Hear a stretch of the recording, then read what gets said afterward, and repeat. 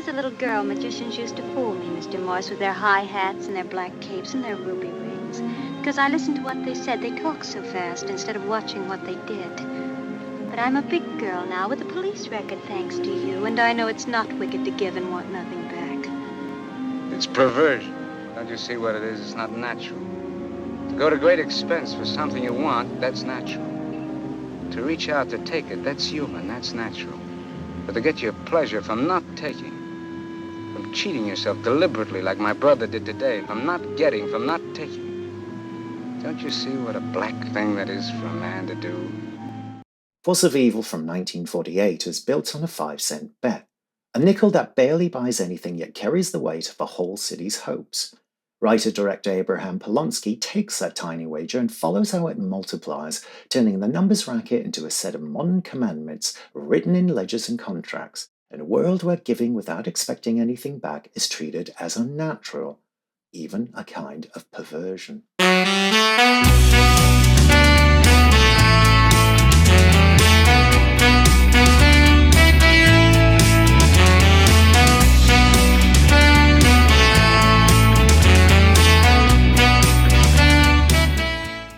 Hello, I'm Shane, and this is Take 55, a channel for short essays about cinema. These aren't reviews, they're focused observations picking up on motifs and themes that sometimes get overlooked. So if you've seen the film before, I hope to offer a new perspective on it. And if you haven't, I hope you'll seek it out. Force of Evil is set in New York's numbers racket. John Garfield plays Joe Morse, a sharp Wall Street lawyer who works for a numbers boss, Ben Tucker, played by Roy Roberts. Tucker plans to fix the Independence Day number 776 so that everyone who plays that patriotic figure wins and the small 5-cent banks go bust. Tucker will step in with a centralized company and scoop the remains. Joe's older brother, Leo, played by Thomas Gomez, runs one of those small banks from a cramped office. Joe insists that he can save Leo by bringing him into Tucker's operation, but Leo wants nothing to do with it.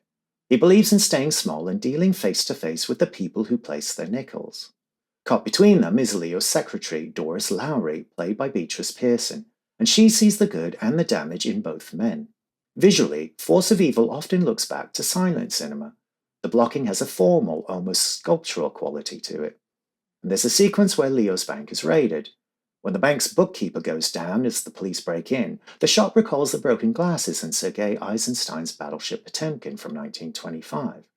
Then one of the policemen walks straight to the window and snaps the blind up. It seems like a pointless gesture, but it's symbolic. It no longer feels like a tucked-away office, now it's exposed, on display. And the system decides when the light comes in and who is lit.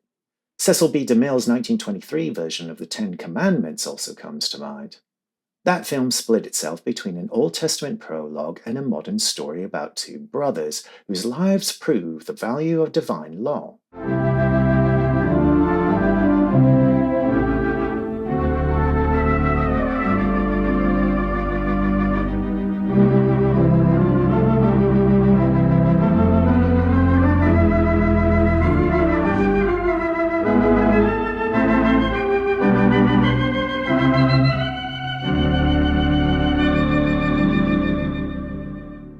Force of Evil feels like a darker answer to that structure. It takes the same idea of a contemporary morality play and turns it on the financial system itself, suggesting that the modern commandments have been rewritten in the language of interest and profit. And what does this corporation expect from me, Brother Joe?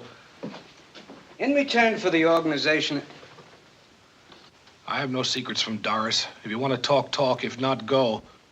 In return for the organization and service, in return for taking you into the combination, the corporation gets 2/3 of the profits and you get 1/3. But on the other hand... 2/3 for Tucker, Brother Joe, and 1/3 for me, for my own business. Do you know what that is, Joe? Blackmail. That's what it is, blackmail. My own brother blackmailing me. You're crazy. You're absolutely crazy mad. You're not listening to me. I don't want it. You know why you don't want it? I'll tell you why. Because you're a small man. Because if it's a small thing, you're a tiger. You're a tiger.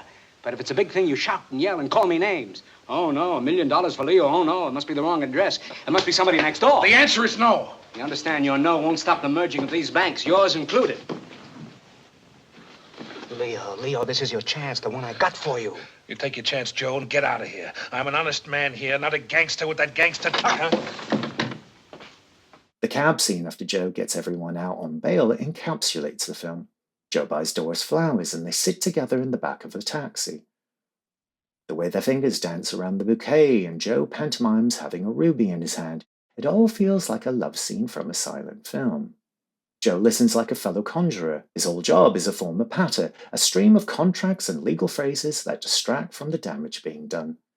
When Doris says it's not wicked to give and want nothing back, Joe calls it perversion. And the word is jolting in a Hollywood film of the period. Garfield says it firmly, almost reasonably, like a lawyer speaking on behalf of his client. Polonsky's script is also full of religious echoes. Joe's narration talks about the sun shining equally on the rich and the poor, and the story of Cain and Abel enters the dialogue, and Joe and Leo become a modern set of brothers who embody different responses to the commandments of money. All that Cain did to Abel was murder him. I had nothing to do with it. All right, you didn't. But thanks for paying my fine and unlocking me with the same key you used to lock me up with. Joe believes that if he works his way up the ladder high enough, he'll deal with respectable bankers instead of petty street collectors. He can keep his hands clean. Leo believes that there's a line you can't cross and remain a decent man. And this use of light and blocking runs right through the film. Joe is often framed in tall, severe spaces, the architecture of Wall Street pressing in around him. Leo is seen in lower, more cramped rooms. And Doris moves in between these spaces, carrying traces of warmth into both. More than just a love interest, she's a moral witness who refuses to accept Joe's argument that everything is just business. Force of Evil barely reaches 18 minutes in runtime, but the density of ideas makes it feel longer. Polonsky uses the structure of the crime picture to explore something closer to a parable. The nickel bets, the legal arguments, and the family quarrels all keep circling back to one question. What happens to a person when they start to treat every feeling as an investment? And this film shows a world where kindness is treated as weakness and selfless love is labeled unnatural. And once you start seeing it through that lens, the style, the religious language, the silent film echoes, and the tiny gestures in that cab scene, they all fall into place. They become parts of a single argument about how far the modern world will go to call good evil and evil good. Next time on Take 55, we reach the end of our noir season with Fritz Lang's Scarlet Street from 1945, a story of art, humiliation, and the cost of wanting a different life. If you enjoyed this video, please like it, share it, and subscribe to the channel for more hard takes on shadowy characters. This is Take 55, and that's a wrap. Thanks for watching.